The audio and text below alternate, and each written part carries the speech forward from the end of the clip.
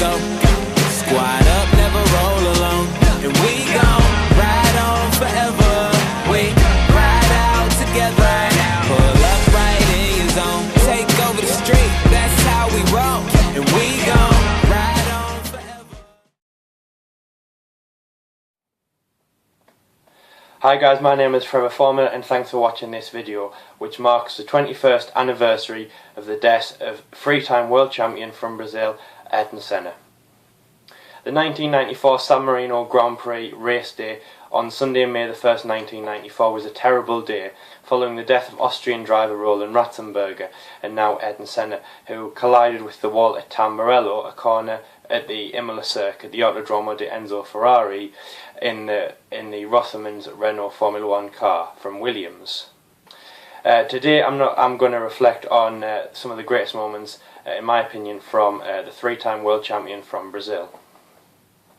Ayrton Senna came into Formula 1 in 1994, starting the 1994 season with a team called Toleman. The Toleman car was plain white, like the Heskett of James Hunt, which I'm wearing as my t-shirt today. A very simple team. And he snapped into action straight away with one of 5 of my all-time favourite moments of Ayrton Senna in the Monaco Grand Prix.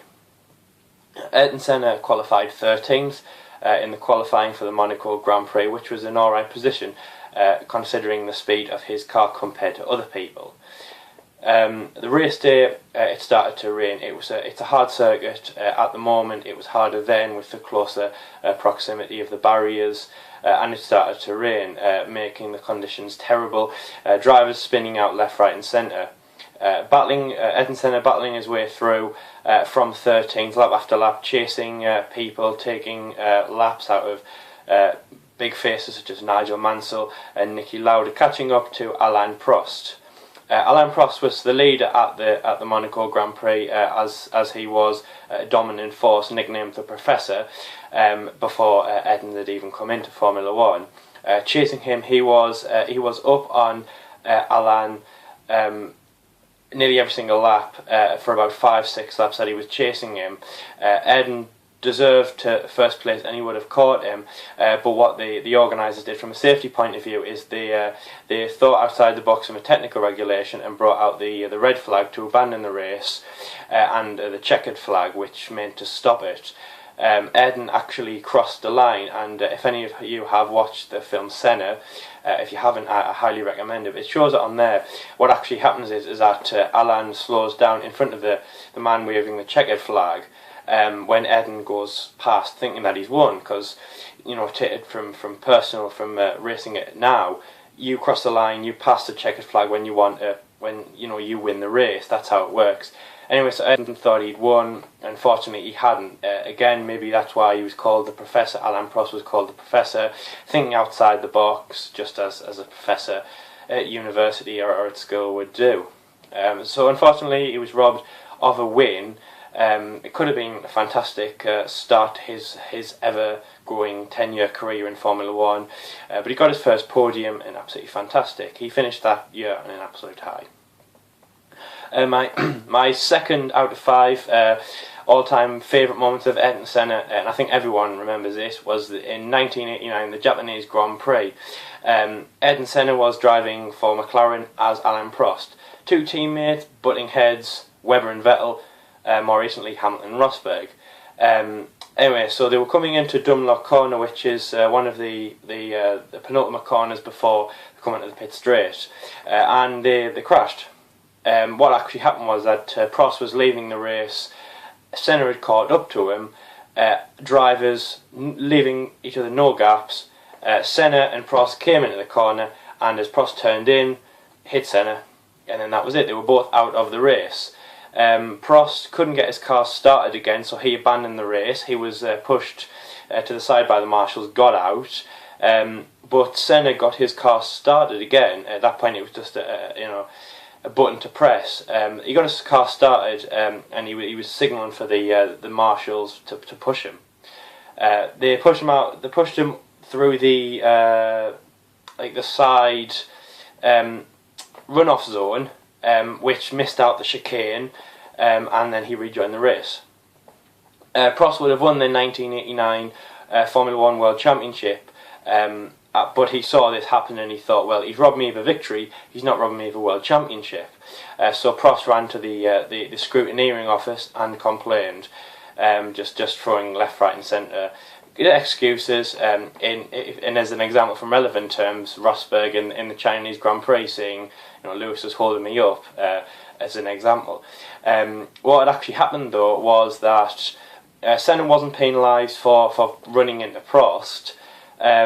He was penalised for going down the slip road and not going around the chicane, which again, that's heads turned for that.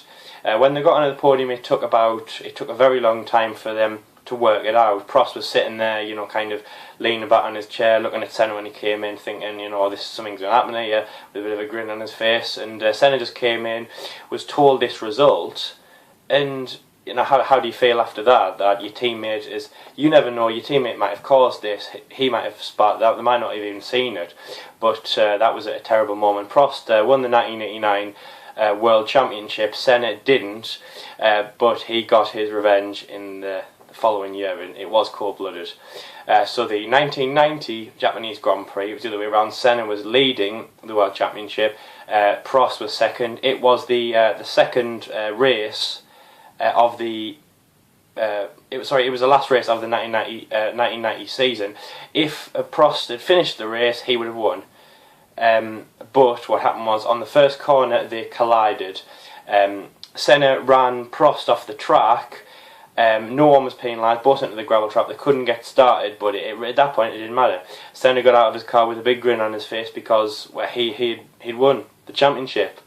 Was this like cold-blooded revenge? Well, maybe, but he deserved it for after he acted in Japan in that previous year, because it was bad. And again, if you should watch the documentary, it shows it on there what a terrible thing that he did. The next thing is the 1992 Belgian Grand Prix at Spa-Francorchamps. Now this stood out as one of Senna's religious and very selfless acts, more as a getting away from the Formula 1 side of it. What actually happened was, a very dangerous time at that point, was that a French driver called, sorry for this pronunciation, Eric Camas, he crashed in the middle of the track in Saturday qualifying. And they took a view of people would just swerve, the cars would just swerve out the way of them, because they would finish their flying lap trying to get on pole position for the race on Sunday. But not Ayrton Senna. He pulled his McLaren to the side of the track, got out in front of all these Formula 1 cars that were roaring past him, and helped Eric. It was unbelievable. This was a very religious and selfless thing that he did. And that's another reason why we remember him, and he's such a fantastic Formula 1 driver. It's just something that we would never, ever see. It really was unbelievable, and he was fine, made a full recovery, because of Ayrton. That was a fantastic thing, and to be honest, when I heard about it, when I saw the replay, obviously because I wasn't around at that point, when I saw the race, it was an unbelievable thing. To be honest, in motion of that, every driver who had crashed in the past, who had had an injury, had a collision, and they weren't well, maybe the session had been red flagged or whatever, he would always go and check them up. He would always go and find out if they were okay. And one of his good friends, who sadly passed away in 2012, Dr. Sid Watkins, who was a Formula 1 doctor who was around at that point, he would always go and ask him, is everyone okay? Whoever's crashed, is everyone okay? And that again, that was a religious thing that he did. Brought up in Brazil, a very religious country. Ayrton, did he take it to the next level? He was a very selfless driver, and that was a fantastic thing. As I mentioned, Brazil, obviously he's very patriotic, very religious. He stood up for the Brazilian fans. They had Sao Paulo, where he was born. They were in poverty. There was a lot of shanty areas, shanty towns in Sao Paulo, and he stood up for those, and he stood up for those places, tried to raise awareness and get, especially when the Grand Prix came to town, he got a lot of people to look at those areas and think, well, we can help, we can change. He wanted to change as well, which was fantastic. So in the Brazilian Grand Prix in 1991, which was actually the first time Ayrton was on pole position in his home Grand Prix, he had a massive fan base, as he would. I mean, I know we have multiple drivers from the UK or maybe from your own country. If there's only one driver, he will get the support of the whole country that supports Formula One. And that's what Senna did. He got so much support, and he was the driver. It really was amazing. So he led at the front, all of these 67 laps, just going round and winning. It started to rain, only spitting it down, but he managed that unbelievable. Crossed the line, waving the Brazilian flag, and then fainted in the car. Getting out, walking back to the podium, getting up with the big Brazilian flag, which he said that he struggled to carry because it was so heavy, and he just fainted. It showed unbelievable character. He was I'll say, all the drivers wanted to look up to be Ayrton Senna. He was unbelievable. Leading out of 1993, now that's the things when it went a bit south for Ayrton. What actually happened was that German driver Michael Schumacher, who we all remember now as a 7-time world champion, he didn't have a world championship at that point, but he drove for Benetton, who were excelling in performance, and that's when things like the computers and things like that came in. Introductions of traction control and differentials, going around the corners. It was what the driver did. They did all of it at that point. They changed the manual gears. It was all done by them. There was no steering assists, but it was more now the computers and there was more action on the pit wall. Anyway, Senna's definitely struggled. He was in that McLaren. He definitely struggled.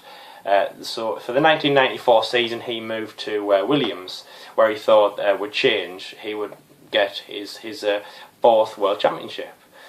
He definitely struggled in that car. They hadn't had a great result leading into the San Marino Grand Prix. That weekend, it wasn't just bad for Senna. It took a turn for the worse. On Friday, free practice, Rubens Barrichello, again a former driver we all know and love, he had a massive crash. One of his first real drives in Formula One, he had a massive crash. Thankfully he was okay.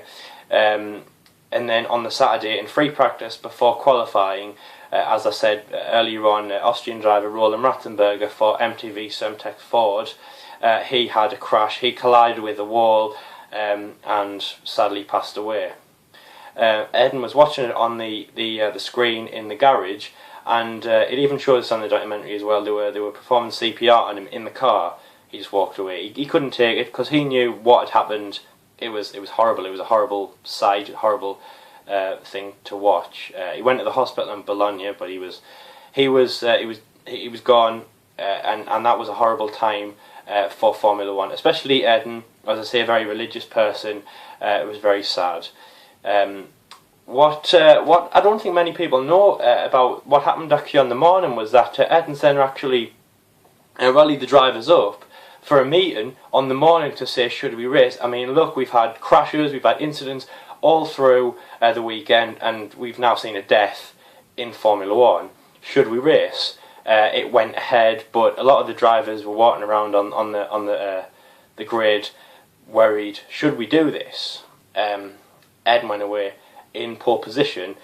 He didn't know this would happen, and then after the safety car came out after a grid incident between Pedro Lamy and JJ Leto, they collided on the grid. So the safety car came out, and once it went, Ayrton went into the wall at Tamburello and crashed. It wasn't, in terms of crashing, it was nothing compared to Rubens's crash on Friday, but it just had to be at that particular part where he was hit. what had happened was a bit of assembly, a bit of debris had actually flown up and hit him on the helmet, the part that was just, he couldn't recover from, and it was just that exact point, and it was unbelievable.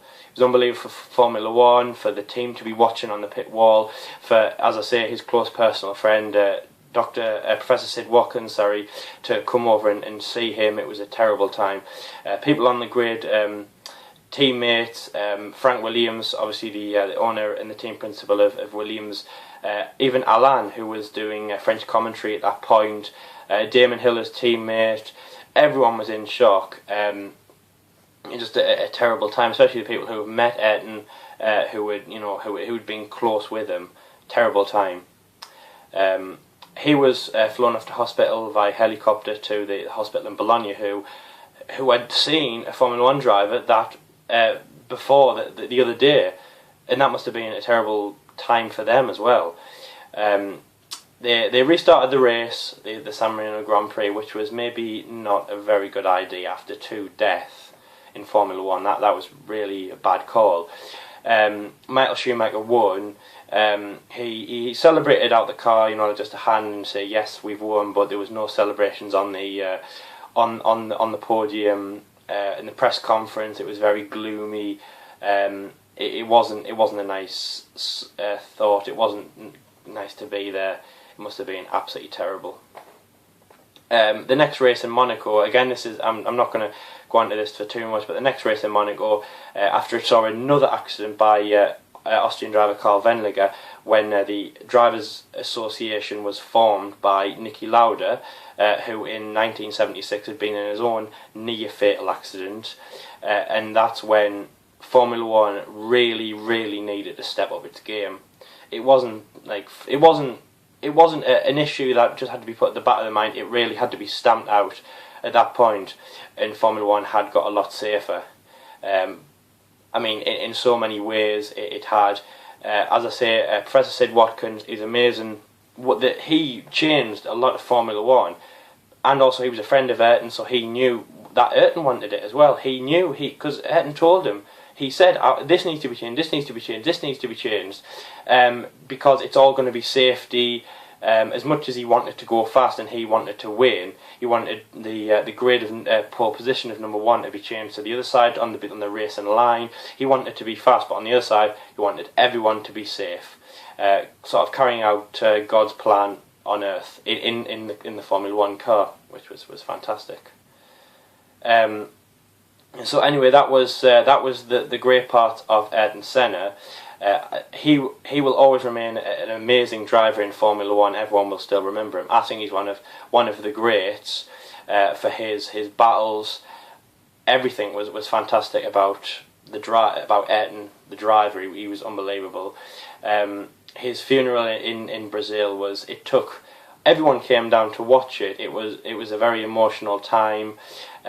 Alain went. Everyone went. There was some. People were saying that Alain wouldn't go, but he rang up and said he had to go when he was asked. And then he started the Senna Foundation, which is not about Formula One. It's his other work, sort of his charity work on the side, which is to help the people who need help in Sao Paulo. And he got those people. He helped them as Ayrton wanted to do, as his plan would have been if he was with us today.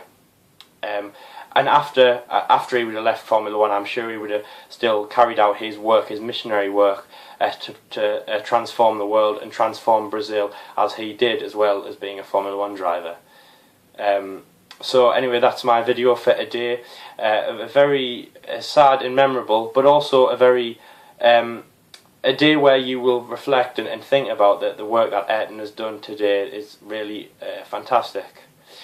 So thank you for watching this video. I know I've talked for a long time in this. So please like it and subscribe if you haven't. And also as well, if you have any moments that you would like me to talk about or that I have mentioned, and I'll give you a shout out in the next video about Ayrton's life, what you think should be mentioned, maybe his amazing British Grand Prix and the memorable moment where he him and Nigel Mansell, I forget which one it was. Was it Nigel giving Ayrton a lift or the other way around? Maybe you can comment underneath my video about that. So thanks for watching, and I will see you in my next video. Thank you very much.